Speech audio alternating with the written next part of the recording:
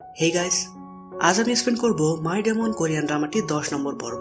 এর প্রথম 9টি পর্ব যদি আপনারা এখনো না দেখে থাকেন তাহলে ডেসক্রিপশন বক্সে ভিডিওগুলোর লিংক দেওয়া আছে, সেখান থেকে অবশ্যই আগের ভিডিওগুলো দেখে নেবেন।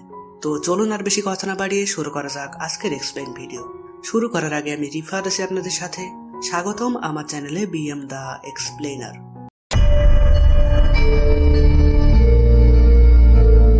আগের পর্বে আমরা দেখেছিলাম মাস্কম্যানের বস হলো সকমিন, এটা রিভিল হয়। আর যেহেতু গুয়ান তার ফেস দেখে ফেলেছিল তাই সকমিনের পরিচয় ফাঁস হয়ে যাওয়ার ভয়ে সে তাকে মেরে দেয়।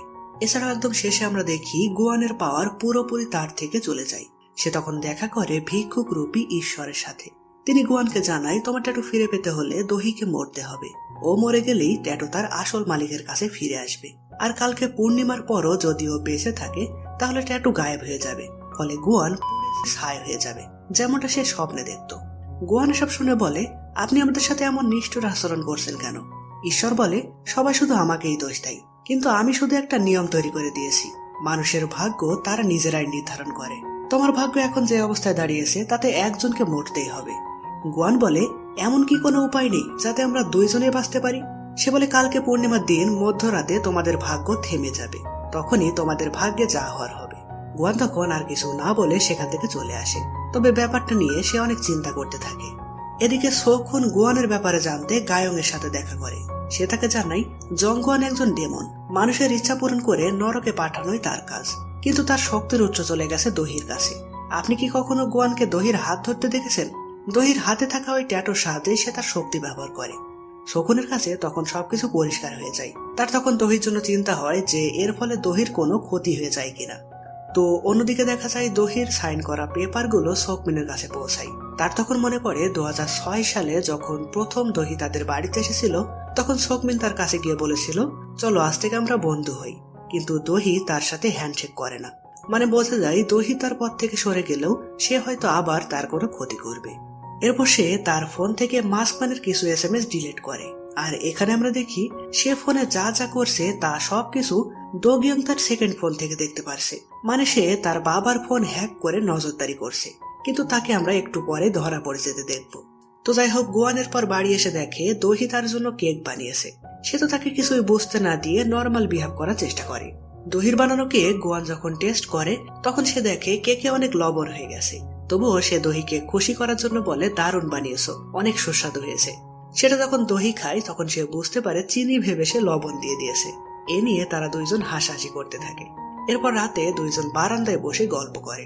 সেখানে গুয়ান দহিকে জিজ্ঞাসা করে, মনে করো কালই যদি দুনিয়া শেষ হয়ে যায় তখন তুমি কি করবে? দহি বলে, এমনটাই যদি হয় তাহলে আমি সারাক্ষণ তোমার সাথেই থাকবো। গুয়ান তখন তার কথা শুনে খুশি হয়, সে সাথে কষ্টও পায়।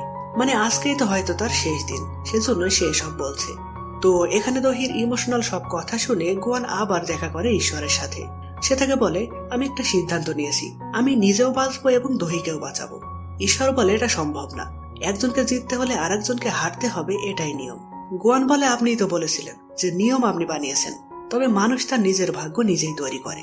চলুন তাহলে একটা বাজি ধরি, যদি আমার ট্যাটু ফিরে পাই এবং দহিও বেঁচে থাকে তাহলে আপনি হেরে যাবেন। ঈশ্বর বলে, তোমার সাহস দেখে অবাক হচ্ছি, তবে এটা সম্ভব না। গুয়ান বলে, নেভার বলে কোনো শব্দ আছে, এটা আমি বিশ্বাস করি না। এই বলে সে চলে আসে। এরপর তার অফিসে ফিরে এসে পার্কের কাছে জানতে চাই যেদিন ট্যাটু দহির হাতে চলে গেছিল সেদিন ঘড়িতে ঠিক কয়টা বেজেছিল। পার্ক বলে, রাত 12:30টার আশপাশে। গুয়ান তখন একটু ভেবে বলে, আমি যদি আর ফিরে না আসি তাহলে আমার জায়গায় তুমি বসবে, আর আমার জিনিসগুলো নিলামে বিক্রি করে দিও। আর গায়ংকে বলে দিও আমি অনেক দূরে কোথাও চলে গেছি। তার এমন কথা শুনে পার্ক কাঁদতে কাঁদতে বলে, আপনি এভাবে বলবেন না, আপনার কিচ্ছু হবে না। তো সকাল হলে দহির যখন ঘুম ভাঙে তখন সে দেখে গুয়ান একা একা বারান্দায় দাঁড়িয়ে আছে। গুয়ান তাকে বলে, আজ আমরা শোকসো নামে একটি জায়গায় ঘুরতে যাব, কারণ আজ পূর্ণিমার রাত। গত পূর্ণিমার রাতে ঠিক ওই জায়গা থেকে ট্যাটু তোমার কাছে চলে গেছিল, আর আজকের পূর্ণিমা রাতেই ওই জায়গায় গেলে আমার ট্যাটু আমি ফিরে পাবো। দহি তো এটা শুনে খুবই খুশি হয়। সে বলে, বিয়ের পর আমরা হানিমুনে যাইনি, চলো ওখানকার কোনো সুন্দর জায়গা থেকে আমরা একবারে হানিমুনে করে আসি। এখানে দহিত ভাবে গুয়ান নিশ্চিত তার ট্যাটু ফিরে পাবে। এই খুশিতে তার একবারও মাথায় আসে না যে ট্যাটু ফিরে না পেলে তখন কি হবে। এদিকে গুয়ান মারা যেতে চলেছে এটা ভেবে পার্ক তার ছবিগুলো দেখতে থাকে আর কাঁদতে কাঁদতে বলে, জংগুয়ান স্যার এভাবে মরতে পারে না। এখানে তার এই কথা গায়ং এসে শুনে ফেলে। সে তাকে ভয় দেখিয়ে গুয়ানের নতুন কোন বিপদ হতে চলেছে সেই সব কিছু জেনে নেয়। সবটা শুনে সে দহিকে ফোন করে তার সাথে দেখা করতে চায়। ফলে দহি তার কাছে আসলে সে বলে আজ গোয়ানের ট্যাটু তার কাছে ফিরে আসবে, এতে কি তুমি খুশি? দহি বলে খুশি হব না কেন, অবশ্যই খুশি। গায়ং বলে যদি আজ তোমরা পানিতে লাফ দিয়েও সে তার ট্যাটু ফিরে না পাই তাহলে কি হবে জানো? তাহলে গোয়ান মারা যাবে। কিন্তু তুমি চাইলে ওকে বাঁচাতে পারো। তুমি নিজেই যদি মারা যাও তাহলে গোয়ানের ট্যাটু তার কাছে চলে আসবে আর সে বেঁচে যাবে। দহি তো তার কথা শুনে চমকে যায়, কারণ গোয়ান তাকে এসব কিছুই বলেনি। গায়ং তাকে তখন একটা ইলেকট্রিক শক দেয়, এমন জিনিস দিয়ে বলে এটা তোমার কাছে রাখো, এর শকে তুমি এক ঝটকায় মারা যাবে, প্লিজ গোয়ানকে বাঁচাও। সেখানে যখন গোয়ান আসলে দহি বলে ও যা যা বলছে তা কি সত্যি? ট্যাটু ফিরে না আসলে তুমি মারা যাবে? গোয়ান তো গায়ংয়ের উপরে খুব রেগে যায়। সে দহিকে বলে ওর কথায় কান দিও না, চলো এখান থেকে। কিন্তু দহি তখন রাগ করে একাই সেখান থেকে চলে আসে। তার তখন মনে পড়ে গোয়ান তাহলে এই জন্যই বলছিল কালই পৃথিবী শেষ হয়ে যাবে। তো দহি এরপর পার্কের সাথে দেখা করে এই ব্যাপারে জানতে চাই। পার্ক তাকে সব সত্যি সত্যি বলে দেয়। তো দহি নিরিবিলি একটি জায়গায় গিয়ে পুরো ব্যাপারটা ভাবে। সে সিদ্ধান্ত নেয় যেভাবেই হোক গোয়ানের ট্যাটু সে ফেরাবেই, তাতে যতবার পানিতে লাফ দেওয়া লাগে লাগুক। আর তাতেও যদি ট্যাটু ফিরে না আসে গোয়ান মারা যায় তাহলে তার সাথে সাথে সেও মারা যাবে। ফলে বাড়ি ফিরে সে গোয়ানকে বলে চলো ট্যাটু ফিরিয়ে আনার ব্যবস্থা করি, আমি এভাবে তোমাকে মরতে দিব না। গোয়ান তখন তাকে জড়িয়ে ধরে কাঁদতে থাকে। এদিকে শকুন আবার আসে গায়ংয়ের কাছে। সে বলে আমি ট্যাটু সম্পর্কে আরো ভালোভাবে জানতে এসেছি, এর জন্য দহি কোনো বিপদে নেই তো? গায়ং জানায় গোয়ানের কাছে তার পাওয়ারই সব, দহির থেকেও সে তার ট্যাটুকে বেশি ভালোবাসে। শকুন বলে ওর হাত থেকে দহিকে আমি বাঁচাবো। গায়ং বলে তাহলে আজ রাতেই তোমার শেষ সুযোগ দহিকে বাঁচানোর। মানে বুঝতেই পারছেন, সে বেশি বেশি বলে শকুনকে উস্কে দিচ্ছিল। অন্যদিকে ট্যাটু ফিরে পেতে দহি ও গোয়ান শোক শুতে যায়। সেখানে দহির শখ পূরণ করতে তারা সুন্দর সুন্দর জায়গায় ঘুরে বেড়ায়। এরপর রাতে তারা সেই লেকের ধারে যাওয়ার উদ্দেশ্যে রওনা দেয়। কিন্তু পথে মধ্যে তাদের গাড়ির পেট্রোল ফুরিয়ে গেলে তারা একটি ফুয়েল স্টেশনে দাঁড়ায়। গোয়ান এখানে পেট্রোল নিতে থাকে আর দহি পাশে একটি শপে যায় কিছু কেনাকাটা করতে। তখন তাকে শকুন ফোন করে। আসলে গায়ং তাকে বলেছে যে দহি মারা গেলেই গোয়ান তার ট্যাটু ফিরে পাবে, তাই নাকি সে শোকসতে দহিকে নিয়ে গেছে তাকে মারার জন্য। সেজন্য শকুন দহিকে বলে তুমি গোয়ানের থেকে সাবধানে থাকো, ও তোমাকে মারার জন্য ওখানে নিয়ে গেছে, আমি খুব দ্রুতই তোমাকে নিতে আসছি। তার সাথে আমরা গায়ংকেও দেখি। কিন্তু দহি তাকে জানায় তুমি ভুল ভাবছো শকুন, গোয়ান কখনোই আমার কোনো ক্ষতি করবে না। এখানে তাদের এই কথার মাঝেই আমরা লক্ষ্য করি ফুয়েল স্টেশনের পাশেই দো গিয়ং গাড়ি নিয়ে দাঁড়িয়ে আছে আর সে রাগে গজগজ করছে। তার হাতে তখন আমরা ক্ষত দেখতে পাই। এখানে বিষয়টা আপনাদের একটু বুঝিয়ে বলি। দো গিয়ং এর সেকেন্ড ফোন নিয়ে তার বাবার আগে থেকে একটু সন্দেহ হয়েছিল। সে ভালোভাবে খেয়াল করে দেখে তার নিজের ফোনে সে যা যা করছে দো গিয়ং এর সেকেন্ড ফোনেও একই রকম হচ্ছে। ফলে বাবার বিরুদ্ধে এমন গোয়েন্দাগিরির অপরাধে সে দো গিয়ংকে লোহার শিক গরম করে শাস্তি দেয় আর বলে তোমাকে এত শাস্তি দেওয়ার পরও তুমি তোমার সীমা অতিক্রম করেই চলেছো, তোমাকে শেষ একটি সুযোগ দিচ্ছি, আমার যোগ্য সন্তান প্রমাণ করতে এটা তোমাকে করতেই হবে। মানে সে দহিকে মারার নির্দেশ দেয়।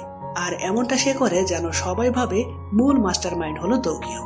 এখানে আপনাদের মতন আমিও ভাবছিলাম দো গিয়ং তার বাবার পিছনে গোয়েন্দাগিরি কেন করছিল। এর উত্তর পরিষ্কারভাবে ড্রামার কোথাও বলা না হলেও আমার পার্সোনালি ধারণা দো গিয়ং ছোট থেকেই দেখে আসছে তার বাবা ক্ষমতার জন্য সবকিছু করতে পারে। শকুন যেন তার মায়ের কোনো ক্ষতি না করে সেজন্য সে তার বাবাকে মান্য করে চলে। আর বর্তমানে সে কোন গোপন ষড়যন্ত্র করছে সেটা জানতেই সে তার ফোন হ্যাক করেছিল। আপনাদের কাছে এর উত্তরটা কি মনে হয় সেটা কমেন্টে আমাকে জানাতে পারেন। আমি আমার নিজের মতো করে বললাম আর কি। তো যাই হোক, গোয়ান সেখানে পেট্রোল নিচ্ছিল আর দহি শকুনের সাথে কথা বলছিল। এই সুযোগে দো গিয়ং গাড়ি নিয়ে দহি থাকা সেই স্টোরের মধ্যে চলে যায়। এরপর গাড়িতে আগুন লেগে পুরো স্টোরে বড় একটা ব্লাস্ট হয়। ইতিমধ্যেই শকুন ও গায়ং সেখানে পৌঁছে গেছিল। গায়ং গোয়ানকে আটকে বলে প্লিজ আপনি ওকে বাঁচাতে যাবেন না, ও মরে গেলে আপনি বেঁচে যাবেন। গোয়ান তখন তাকে ধাক্কা দিয়ে বলে ওকে ছাড়া আমি বেঁচে থেকে বা কি করবো। এই বলে সে ওই জ্বলন্ত আগুনের মধ্যে চলে যায় দহিকে বাঁচাতে। তো গোয়ানের পাওয়ার তো গায়েব হয়ে গেছে, সে তাহলে কিভাবে তাকে বাঁচাবে? নাকি এখানে তারা দুইজনই একসাথে মরতে চলেছে? এইরকম প্রশ্ন রেখেই 10 নম্বর এপিসোডটি এখানেই শেষ হয়। তো গাইস, কেমন লাগলো আজকের এপিসোডটি কমেন্ট করে জানাবেন। আর পরবর্তী এপিসোডের কাহিনী মিস করতে না চাইলে অবশ্যই আমাদের চ্যানেলটি সাবস্ক্রাইব করে বেল আইকনে ক্লিক করে অল সিলেক্ট করে রাখবেন। তো দেখা হচ্ছে পরের ভিডিওতে। ততদিন পর্যন্ত ভালো থাকবেন, সুস্থ থাকবেন। বাই।